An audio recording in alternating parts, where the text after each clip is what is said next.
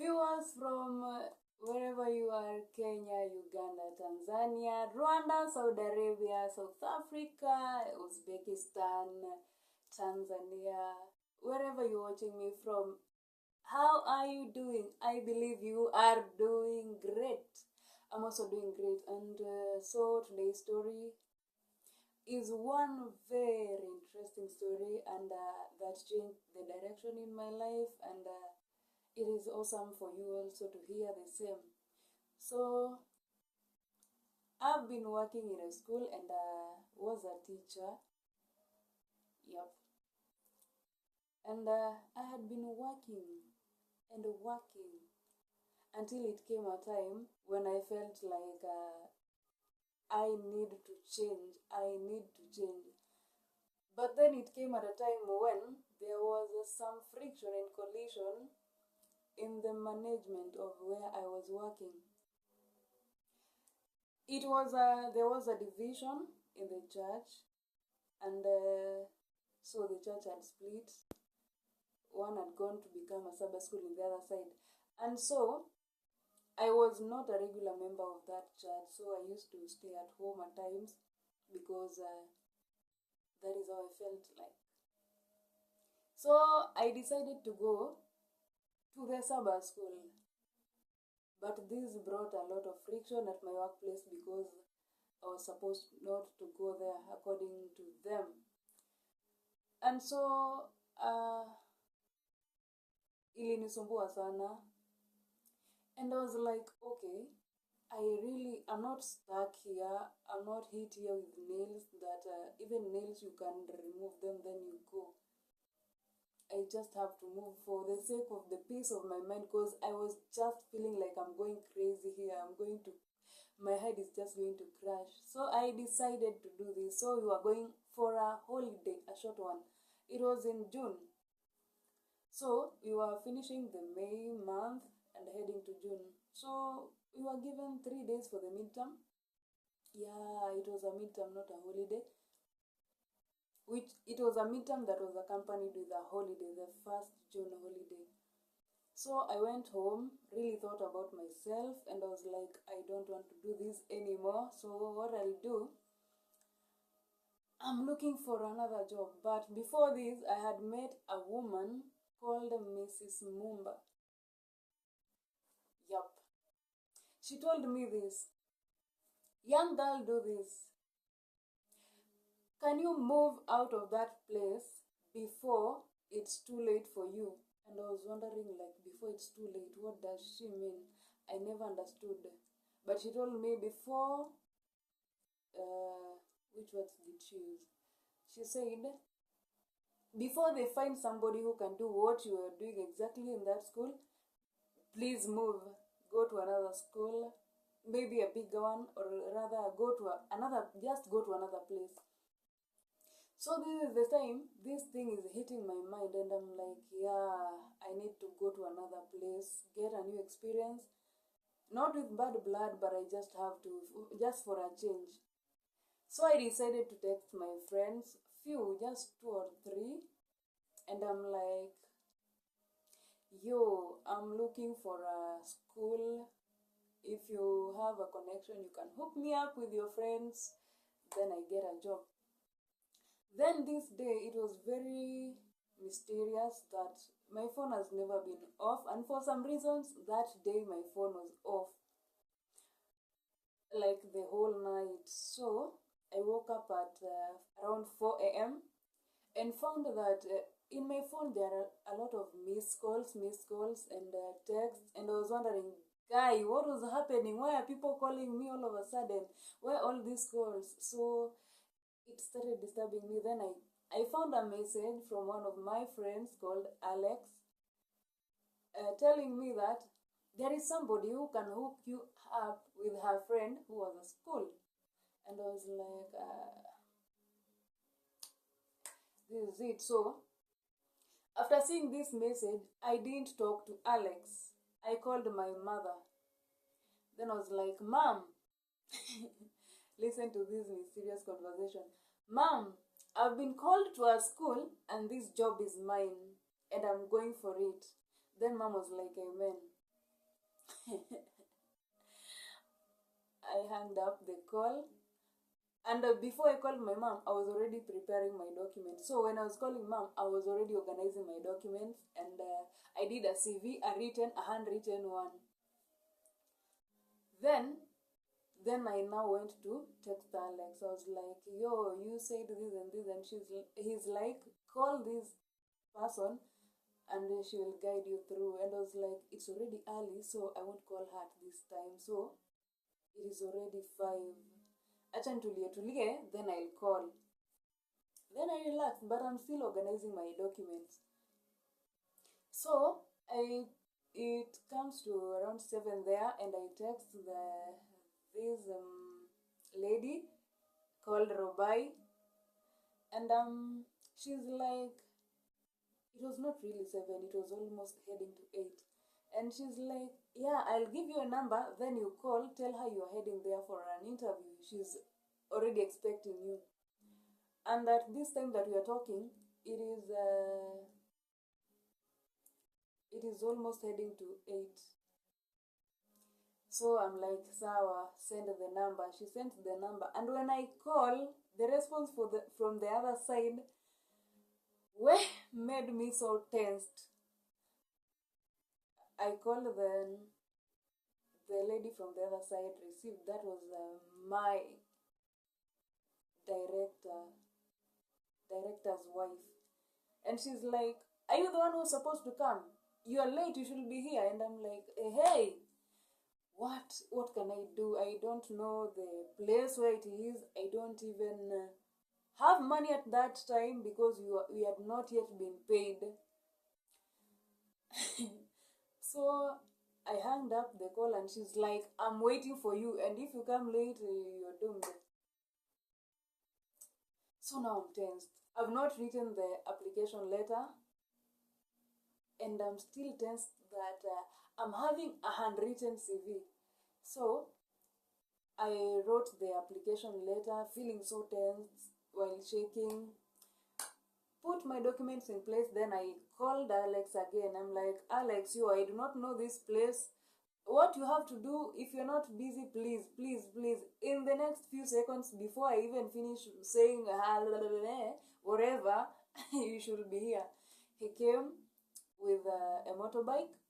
He took me to the place. And who is God? He stood outside there and waited for me till I finished the interview. So we headed there. On the way, nilikuwa nashinda nikimwambia aharakishe.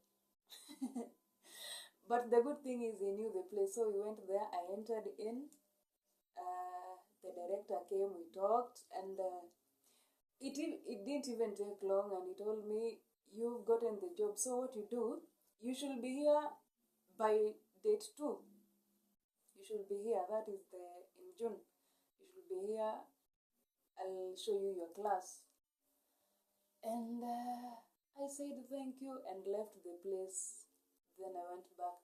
On arriving home, I took a paper. Oh, I had forgotten to say this. On going to the interview, what made me tense was the handwritten CV, and actually it was part of the interview, because when the director saw the handwritten CV, was like, "Oh, your handwriting is nice," and I'm like, "Oh, thank God." Yeah, because those were among the qualities I was looking for. So I went back home and immediately wrote a resignation letter. When I wrote this letter, I arrived in school and decided to call the head teacher, who was Mr. Simon. And I'm like, "I have your letter here. I want to issue to you today." And it's like, "You leave it there." And I'm like, "No, I have to give it to you." It's like, "No, you just leave it with the caretaker." And I left it there and went home. After giving the resignation letter, I felt a sigh of relief. I felt so happy. I don't know, for some reason I was just so excited, and I had a peace of mind that was unseen and unheard of. Then I headed home and now relaxed. I tell you, resigning feels good. You should also resign at your workplace. Wait, don't resign and say that Ruth said we should resign. You resign if you have an alternative plan. Do it at your own risk, because after this, sasa ndio tunaingia kwa mlima. Peace of mind is not an issue. It is okay, you have peace of mind. But where we are heading, ni mlima. So now I've resigned. I've spoken to the head teacher. Date 2, I woke up and headed to the other school. Then on my way to that school, the pastor calls me. He had already been informed that I have resigned. So he calls me and he's like, where are you heading to?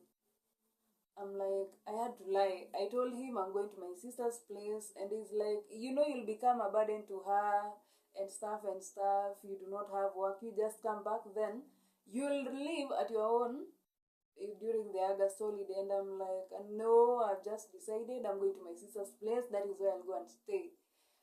And it's like, no, you just come back, revoke that resignation letter and come back. And I'm like, I didn't feel like doing it. So I told him, actually, I'm on my way and I'm even in a noisy place. We can't get to understand each other. So he hung up and told me he'll call later to confirm my decision about revoking the resignation letter. So I headed to the school, and on arrival, I was given my class. I entered there. Then when the head teacher had read the resignation letter, he calls me later and told me, what you have to do is you have to come back and do handing over properly to avoid a lot of issues with the management. And I was like, it's okay, I'll come. So I asked for permission from the director. No, he called me while I was at home. I had not gone. So he called me when I was at home. Hiyo ya kwenda ni kama ni jaba. Sikuwa nimeenda bado, nilikuwa home. Because I had already called the director and told him I won't be coming this early, so I'll come late. So I have to do handing over in my previous school, then I come. That was on 2nd June. So I headed to the school and was seated. I've not told my colleagues, I've not told anybody, I've not told my class, but from my learners' look, they could tell there is something amiss. Yep. So I went to school, waited for the head teacher for long, and he really took long to come to school. Then when he came, I entered my class and relaxed. Then for some few minutes, he called the staff meeting, but he never called me. He told me, you just go and stay in class. I don't know what they talked about. I think that is the moment when he told them that I had resigned. So, and he continued as if nothing is happening. So he told me that the pastor said I have to wait for him until he comes. When I tried to call the pastor, because I'm being waited for in the other school, the pastor's phone is off. And I think it was intentional for some reasons. If you're a teacher, you'll understand this. When you stay with your kids, you might change your mind and you're like, am I really leaving them? Then I'm like, I have to leave. So what I did, I went to the deputy and I told her that I have to go, and the head teacher is not even responding to my handing over. Then she told me, you just go and give out your books. I went to my class, picked the books that I was teaching and every document that I had, and took them to the office where the head teacher was. But he's still insisting that I have to wait for the pastor, and I'm like, no, I can't, I am leaving. But he told me this, do not tell your learners, and I was like, it's okay, I'm not communicating to anybody. And I just left the place, called Alex again. Now it was 10, so I have to head to the other school. By 11 o'clock, I was in the other school, and I was shown my class. And I began working in the other area. Yeah, and I know it's a congratulation to me, right? I've gotten a new job. But remember, I do not have my salary. and I've gone to the other school and I've already resigned. We have not been paid. So I start working in the other school. Then I'm called for a meeting in my previous school, but I had already communicated with the director of the now school that I was working in. I told him I have to go for this meeting. I don't know what it is about, but I just have to go. You just have to bear with me with this so that I clear with them and start working here.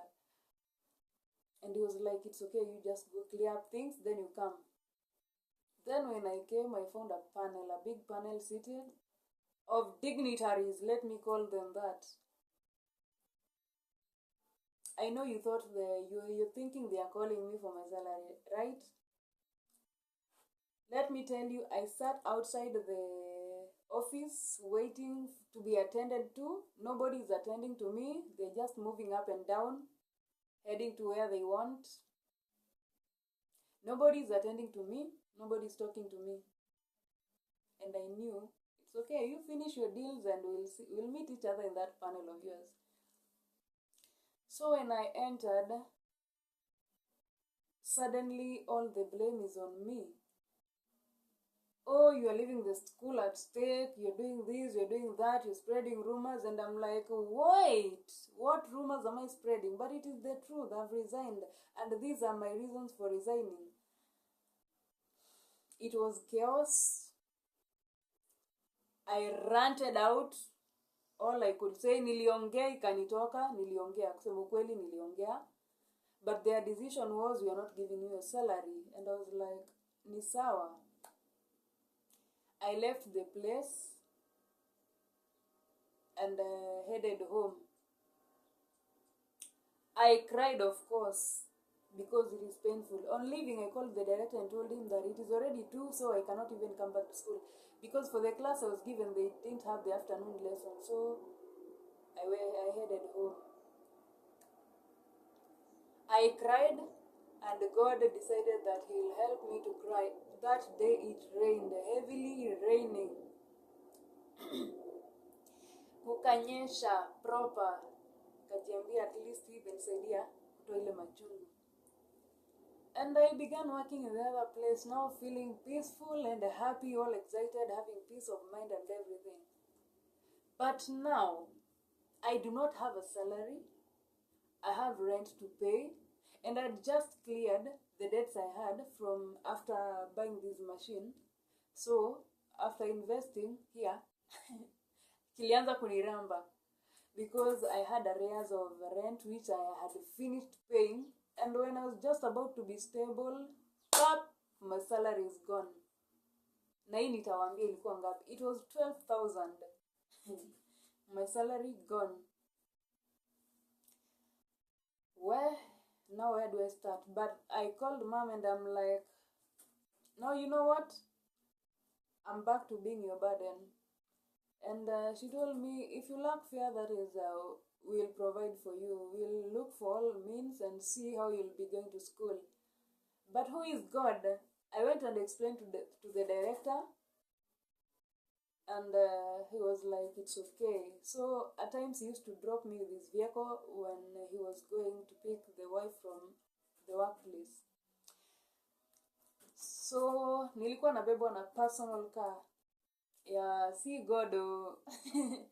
So few days later, one of the learners decides that if Teacher Ruth is not in this school, we are not going. Actually, the kid kept asking the mother, and where is Teacher Ruth? And the mother could not explain to the kid what had happened. So the boy said, if Teacher Ruth is not here, I'm not staying in this school. So the mother the following day is like, I saw her in our school.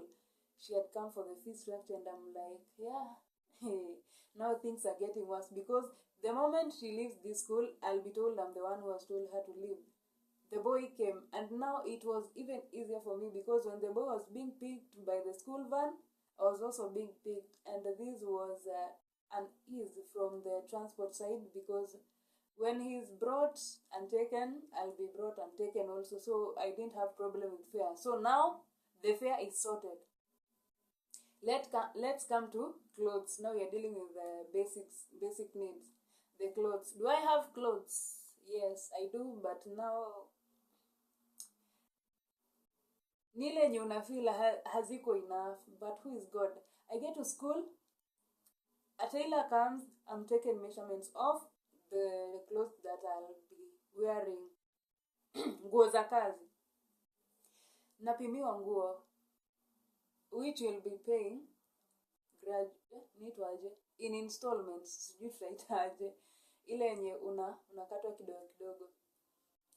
Nikapimiwa nguo, so I'm sorted. Niko na nguo, though salary inakatwa ilipie zile nguo. But I'm excited that I don't have stress because I have clothes to wear on Monday, on Wednesday, and on Friday. I had a tracksuit. I had 2 other clothes. So everything here is sorted. But now ile salary haikuji in full, inakatwa kwa inaenda kwa nguo. Na bado salary ikikuja, remember I have arrears of the rent which I have to pay. Now ni kulipa madeni as we progress. But funny enough, I never slept hungry. I never missed school because of transport. I never missed clothes to wear. How this happened, I can't explain. How God worked it out, I do not know. And so now I'm paying off the debts, and I never used to pay them in half. If this clothes is this amount, I pay in full. And when I'm being paid, nauliza inakufinya, I'm like, no, I'm okay. How I wish they knew. Nikikatwa tu hivi, yes, I'm satisfied that I've already paid, but deep down I know it's gonna be a struggle. But I had a strong belief that I'll never sleep hungry, I'll never lack anything, of which I never did. How God worked it out, I still can't tell this. And I had some songs which will encourage me, like one for Sylvia Omurwa. Ila basi sawa sawa nimeridhia, japo yaniumiza moyo, na kuamini tu, najua unajua mapito yangu, tena utatenda jambo Bwana kwa wakati ufao. Mimi sitaki kulalama, sitaki kukufuru, ila kuna wakati mwingine nami nachoka. Mimi binadamu tu, Mungu nisamehe, na unifunze kuridhia na kukubali mipango yako kwangu.